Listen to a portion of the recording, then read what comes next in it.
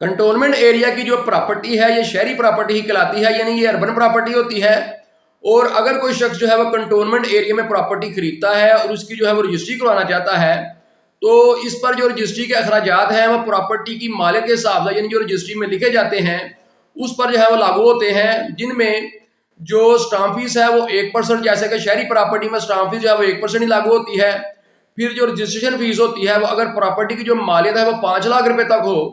तो उस पर जो रजिस्ट्रेशन फीस है वो 500 रुपये होती है। और अगर 5 लाख रुपए से उसकी वैल्यू जो है वो बढ़ जाए तो फिर जो रजिस्ट्रेशन फीस है वो 1000 रुपये हो जाती है। फिर चाहे वैल्यू जितनी भी बढ़ जाए उसकी जो रजिस्ट्रेशन फीस है वो 1000 ही रहना होती है। फिर अगर प्रॉपर्टी जो है कोई कंस्ट्रक्टेड बिल्डिंग हो, यानी तमीरात पर मबनी हो और उसका नक्शा पास ना हो और रजिस्ट्री जो है पंजाब में हो रही हो, तो उसकी जो प्रॉपर्टी की जो तय जमीन होती है उस पर एक पेनल्टी जो है वो जमा करवानी पड़ती है, जो कि तय जमीन पर जो है वो 2% होती है। क्योंकि जो प्रॉपर्टी कंस्ट्रक्टेड होती है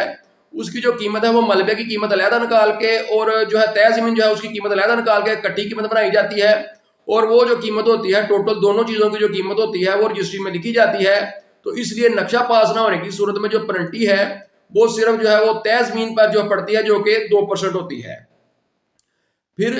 जो शहरी प्रॉपर्टी होती है उसमें एक तहसील कौंसिल होती है, जहां पर प्रॉपर्टी जो है की फीस जो है वो 1% वसूल की जाती है, जिसको transfer of immovable property fees कहते हैं। जबकि जो कंटोनमेंट बोर्ड की प्रॉपर्टी होती है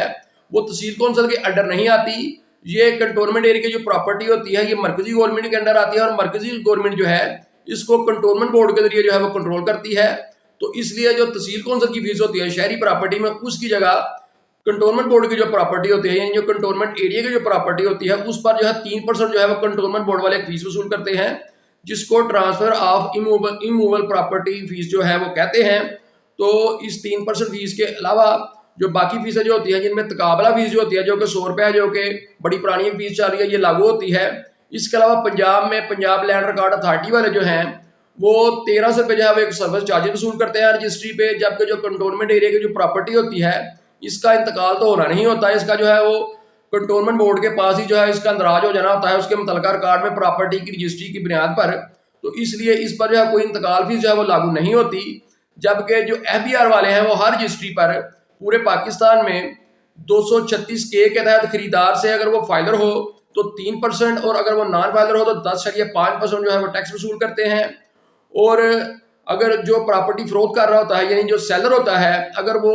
फाइलर हो तो उससे 236C के तहत जो है 3%, अगर वो नॉन फाइलर हो तो 236C के तहत जो है उससे जो है वो 6% जो है वो एडवांस एडजस्टेबल जो है वो इनकम टैक्स जो है FBR वाले जो है वसूल करते हैं। फिर इसके अलावा जिसने आपकी जो प्रॉपर्टी है वो तकमील करनी होती है, यानी तकमील करवानी होती है, आपको सर्विसेज प्रोवाइड करनी होती हैं, जो कि एक वकील या वसीका नवीस होता है जिसको आप अपनी रजिस्ट्री करवाने के लिए हायर करते हैं, उसकी भी एक फीस हो सकती है, जो कि अमूमन आजकल आदमी अगर देखा जाए तो 5000 रुपये से लेकर 20,000 रुपये तक एक रीजनेबल फीस होती है, जितनी भी आपकी उस वकील या वसीका नवीस है जो आपकी फीस जो है वो तय हो जाए। तो जो सरकारी अखराजात मैंने पहले आपको बताए उसके अलावा एक फीस जो है वो ये भी होती है। तो इस तरह ये कंटोनमेंट एरिया की जो प्रॉपर्टी है जो कि एक अर्बन प्रॉपर्टी होती है, इसके जो अखराजात है ये मैंने आपको बताए। कंटोनमेंट एरिया और अर्बन प्रॉपर्टी जो है इसमें जो फीसों में जो बुनियादी फर्क है वो सिर्फ एक ही है, वो है तहसील कौंसिल की फीस जो है वो शहरी प्रॉपर्टी पे यानी अर्बन प्रॉपर्टी पे लागू होती है।